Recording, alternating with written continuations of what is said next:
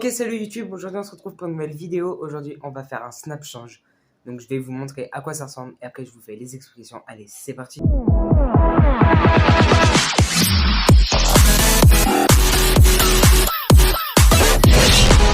snap change c'est quoi? Un snap change c'est ce que je vais vous montrer maintenant. En fait ce que vous faites c'est que vous venez récupérer une carte, comme ça. Donc le 9 de carreau, voilà. Ça pourrait être au hasard. Et en fait ce que vous faites c'est que vous faites des petits mouvements comme ça. Et quand vous allez faire ça, la carte va changer automatiquement. Et regardez, on peut venir chercher le paquet. Et regardez, je vous montre. Le joker est tout seul. Donc voilà, donc la carte peut être inspectée par le spectateur. Donc voilà, place aux explications. C'est parti. Ok, donc pour faire un snap change, tout ce que vous avez besoin de faire, c'est d'avoir un paquet de cartes. Donc ça peut être n'importe lequel. Là, moi, vous voyez, j'ai un bicycle rouge.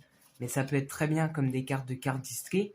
Donc des cartes, des jeux de cartes qui coûtent 20, 35 euros. Donc des jeux de cartes assez professionnels pour pouvoir faire de la carte disquée justement. Donc pour les explications, c'est très simple.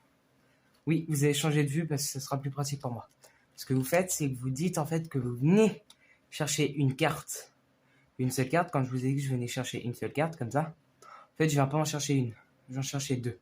Alors, je vais vous montrer. En fait, ce que vous faites, c'est que vous effeuilletez les cartes de votre côté. Et quand vous êtes aux deux dernières, donc là, il y en a deux. Ouais, hop, voilà. Là, il y en a deux. Ce que vous faites, c'est que du coup, vous êtes à deux comme ça. Donc, ça veut dire que là, vous effeuilletez les cartes de votre côté à vous. Et quand il en reste que deux, vous venez caler votre petit doigt de votre main. Donc, ça veut dire que là, je vais placer mon annulaire, pardon. Voilà, mais vous venez placer le petit doigt. Donc, ça veut dire que de votre côté, ça donne ça.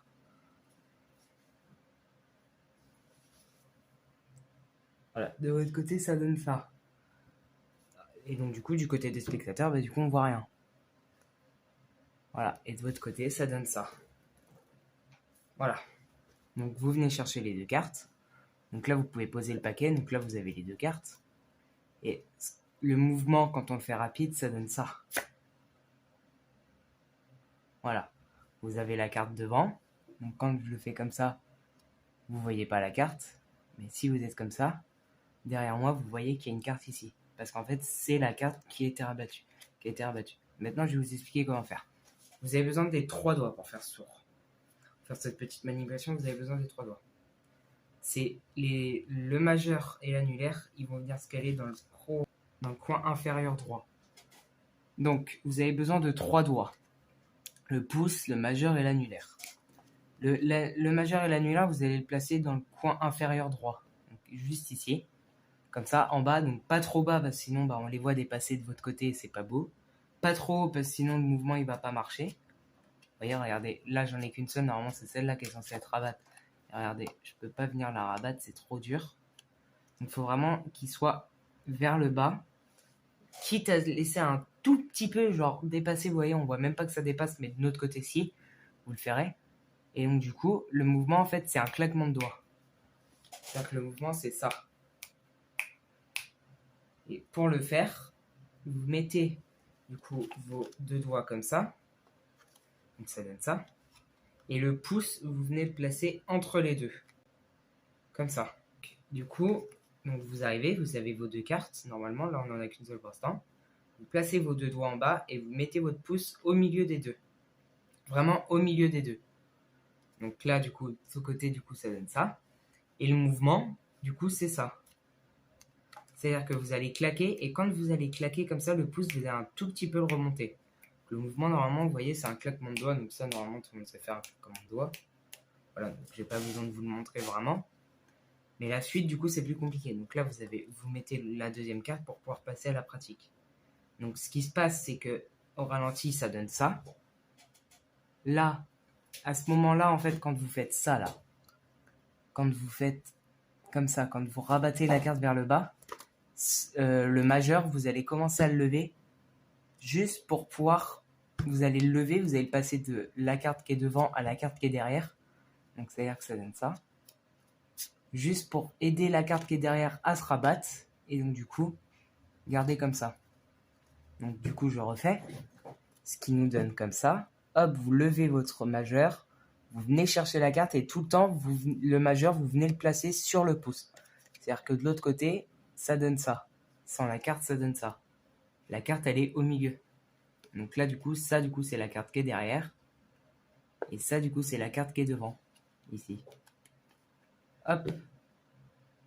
Et du coup, ni vu ni connu pour le spectateur. Il n'y voit rien. Il voit pas qu'il y a une carte derrière. Et pourtant, s'il y en a une. Donc regardez, donc je vais vous refaire au ralenti. Ce qui donne comme ça. Vous rabattez la carte, vous levez votre majeur, vous venez chercher la carte. Et avec votre pouce, vous poussez la carte en avant. Juste pour qu'elle passe l'autre carte. Parce qu'en fait, quand vous allez commencer à le faire le tour, en fait, votre carte, elle va rester coincée là. C'est-à-dire que ça va donner ça et votre carte, elle va rester coincée. Donc vraiment, au début, faites pas ça avec votre jeu préféré. Faites vraiment, parce que ça va peut-être abîmer vos cartes au début. Vraiment, faut vraiment le faire avec un jeu assez souple quand même. Donc là, j'ai pris un jeu pas très souple, mais j'en ai un autre très souple. Mais voilà. Vous voyez, il faut vraiment faire ça avec des cartes genre qui partent toutes seules. Parce que celle-là, il faut vraiment forcer pour qu'elle passe. Ça, c'est en fonction de vous. Si vous voulez... si les cartes sont pas très rigides et que vous n'en avez pas vraiment des rigides, bah prenez vos cartes comme ça. Donc du coup, on refait le mouvement au ralenti. Fini de blablater. Donc vous tenez votre carte comme ça, face au spectateur. Vous levez votre majeur, vous passez votre majeur derrière la carte et vous venez rabattre avec le pouce comme ça. Hop. Et la carte qui est derrière, du coup, je ne l'ai pas dit, pour pas qu'elle reste comme ça, pour pas qu'elle soit trop visible, vous voyez, par le dessous, et bah vous venez la mettre comme ça. C'est-à-dire, alors vous aidez pas l'autre main, sinon ça va être cramé pour le spectateur. Et vraiment, hop. Et n'hésitez pas, cette carte, si elle est bloquée sur votre majeur, sur votre annulaire, pardon, à la passer un tout petit peu devant pour vraiment cacher la carte qu'il y a derrière. Parce que sinon, la carte qu'il y a derrière, on peut facilement voir le bord. Regardez, hop, voilà. Allez, là on voit le bord. Donc n'hésitez pas vraiment à la passer devant pour vraiment plus qu'on voie la carte derrière. Et après, du coup, si vous avez envie de donner la carte à inspecter au spectateur, ou comme vous faites comme j'ai fait dans l'exemple, c'est-à-dire que vous venez chercher votre jeu de cartes, c'est-à-dire que vous êtes comme ça, et vous venez placer la carte derrière comme ça, et ni vu ni connu. Bon, moi je l'ai fait un peu, voilà quoi, on peut le voir facilement, si on se concentre vraiment sur le paquet. Et après, du coup, vous tapez la carte comme ça, et vous montrez bien, vous pouvez la donner au spectateur. Donc, on va refaire toutes les étapes.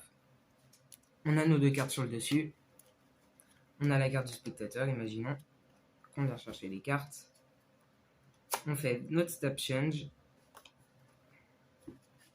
Ou on vient placer la carte comme ça. Hop, ni vu ni connu. Ou on fait un mouvement plus dangereux, je dirais. Que je vous... Ou on fait un mouvement plus dangereux, donc l'empalmage. Vous venez chercher la carte. Quand vous faites ça, restez pas avec votre carte comme ça. Sinon, le spectateur va pas se focaliser sur cette carte, mais va se focaliser sur votre autre main. Parce que vous faites une autre action, en fait. Donc, vous avez fait votre snap change. Vraiment, montrez la carte au spectateur. Vous dites, OK, regardez. Donc là, vous voyez bien l'as de trèfle. Regardez, 3, 2, 1. Hop. Le 4 de pique. Donc, regardez, le 4 de pique, vraiment...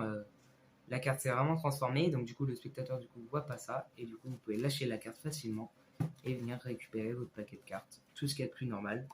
Frottez la carte et hop. N'hésitez pas à vous abonner et à liker. Liker, ça fait plaisir. Commentez, pareil aussi, ça fait plaisir pour me dire si vous avez bien aimé.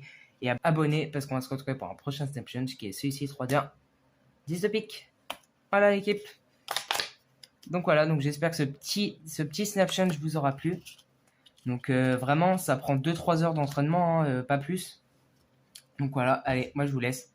Ciao YouTube.